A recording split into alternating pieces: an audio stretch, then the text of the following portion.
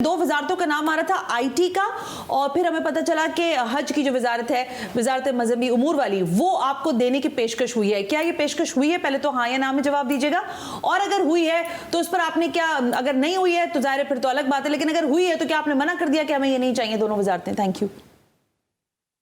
देखिए, मैं फिर गुजारिश करूं, वजारतों से फर्द का तो भला हो सकता है, लेकिन ऐसी वजारत जो मेरे अर्बन सिंध के वोटर्स को या अर्बन सिंध के डेप्रिवेशन के किसी काम के नहीं, तो उसका मना करना ही मेरा ख्याल बेहतर है। ठीक हो गया। बात आपकी दुरुस्त है कि दो वजारतों की जो पेशकश को हमने मुस्तरद कर दी। अच्छा, हमने कहा कि मैं वजारतें नहीं कहीं, हम हुकूमत के साथ ताउन करेंगे, लेकिन जो हमारे लॉन्ग टर्म एजेंडा उनको कंसिडर किया जाए और उसको आगे बढ़ाया जाए, जिसमें बहुत सारे कमिटमेंट में लकुनाज है, इकोनॉमिक रिफॉर्म्स है, फूड सिक्योरिटी इश्यूज हैं, टैक्स के इश्यूज हैं, टैक्स है, ये सारी चीजें हम लेकर आए। खालिद साहब, फिर आगे जरा मैं बात करूं आपके लिए, ये फरमा दें फिर कि ये जो गवर्नर के मामले के ऊपर बड़ी लिए दिए हो रही है, मैं मुख्तलिफ लोगों को सुन रही हूँ, एमकेएम के, वो कह रहे हैं भाई कामरान टसोरी है हमारा तो कैंडिडेट, लेकिन पता चल रहा है कि वहां पर भी आपको कहा जा रहा है कि जो हम नाम बता रहे हैं उसी पर अपना इत्तेफाक कर लें, वरना फिर हम इत्तेफाक राय से अपना ही गवर्नर ले आएंगे। इस मामले पर क्या बात हुई है? देखिए, जहाँ इतने आईनी ओहदे पीपल्स पार्टी और पीएमएलएन ने आपस में बांट लिए, हाँ, और उनकी जिस तरह से पत्थर बांट थी, तो हमारे लिए गवर्नर का ओहदा छोड़ना भी कोई मुश्किल नहीं है। अच्छा, लेकिन मसला सारा ये है कि सिंध में एक अर्बन फार्मूला है। जी सर। जब कभी वज़ीर आला जाहिर रूरल रिप्रेजेंटेशन है, तो ये लाजमी हमारा कॉन्ट्रैक्ट है कि गवर्नर अर्बन रिप्रेजेंटेशन का हो। ठीक हो गया। और उसमें एमकेएम की रिप्रेजेंटेशन शामिल है। और कामरान टसोरी साहब अगर बहैसियत गवर्नर से कोई प्रॉब्लम है, परफॉर्मेंस में इशू है, तो खुल के बात करें। लेकिन मैं आपको एक बात बता दूं, अभी तक दोनों पार्टियों की तरफ से सरकारी सतह से ऑफिशियल तरीके से ये बात नहीं आई, तो सब मीडिया के जरिए फ्लोट कर क्या साराइयों से हमारे जवाबात से अंदाजा कर रहे हैं, लेकिन हमें ऑफिशियली भी नहीं करते, ऑफिशियली नहीं कन्वे किया गया। लेकिन यानी खुशबख्श शुजात साहिबा, ज़ाहिर है एमकेएम पाकिस्तान और बड़ा मोतबर नाम है पाकिस्तान की सियासत में भी और वैसे भी, उनके नाम पर कोई तहफ़्फ़ुज़ात एमकेएम की तरफ से हैं या नहीं? क्योंकि ये नाम फ्लोट हुआ है तो विच मीन्स कहीं ना कहीं बात हुई है इस नाम पर। देखिए, मैं आपको बता दूं कि राब्ता कमेटी में ज़ाहिर है डिप्टी कन्वीनर के फोरम पे भी ये नाम हमारे साथ, उनके नाम उनकी शख्सियत पे एतराज नहीं किया। हाँ। लेकिन पार्टी की पॉलिसी यही है कि जो पार्टी तय करेगी वही नाम हमारे लिए पार्टी का मुझे वो दिन याद आ रहा है जब कामरान टसोरी वापस आए थे और जिस तरह वो राब्ता कमेटी में शामिल हुए, फिर उनको गवर्नर बनाया गया, तो उस वक्त भी आप लोगों पर अताब था।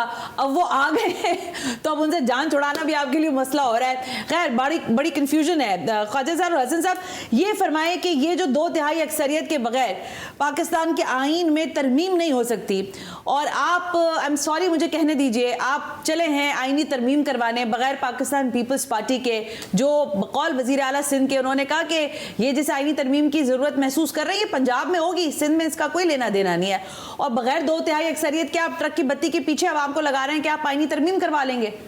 हालात आपके ग्राउंड रियलिटी बिल्कुल ऐसी नहीं है। मेरा ख्याल है कि वज़ीर आला सिंध ने खुद अपने आप को एक सूबे की जमात का नुमाइंदा करार दे दिया, क्योंकि पंजाब में ज़्यादा सीटें मिली नहीं है पीपल्स पार्टी को, तो वो जाहिर है वो चाहते हैं कि जो अपने पंजाब में कर लो भाई सिंध में ना करो। लेकिन हमारी आईनी तरमीम सिंध के रूल्स ऑफ बिजनेस में नहीं है, हमारी आईनी तरमीम कॉन्स्टिट्यूशन में है, और ये बात दुरुस्त है कि 2/3 अक्सरियत से होगी। और ये मैं आपको बड़े वसूल से कह रहा हूँ, इस ऐवान में रमजान के बाद 2/3 अक्सरियत की हुकूमत होगी। 2/3 अक्सरियत की हुकूमत होगी? जी बिल्कुल, हुकूमत के बाद 2/3 नंबर आ जाएंगे। ये कौन सी हुकूमत होगी? जिधर आप जा रहे हैं वही हुकूमत है? ये वो बराबर ऑपोजिशन पे तो नहीं बैठने जा रहे आप? नहीं, मैं आपको बता रहा हूँ। बड़ा कंफ्यूजिंग स्टेटमेंट है ख्वाजा इज़हारुल हसन साहब, आप वकील हैं मुझे पता है। और सिर्फ ये एक अमेंडमेंट थोड़ी है, तो बहुत सारी अमेंडमेंट्स।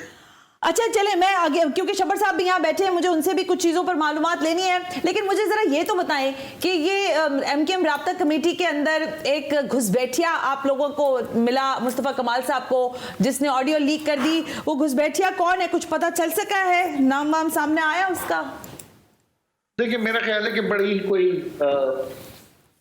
आम सी बात है, मुख्तलिफ मुलाकातों की ऑडियो निकल आती, कोई ऐसी बात तो नहीं जो आप लोगों से छुपी भी हो, हाँ। पाकिस्तान की आवाम ने न छुपाई हो, तो किसी ने कोई लीक की है, उसको आउट कर लिया गया, लेकिन अच्छा।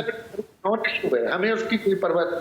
अच्छा चलें, उसकी परवाह नहीं है, लेकिन इस बात की तो परवाह है कि सदर का इंतखाब होना है और एमकेएम का वोट जाना है, और आपके दरवाजे पर क्या पाकिस्तान पीपल्स पार्टी वालों की दस्तक आपको सुनाई दे रही है या नहीं सुनाई दे रही है?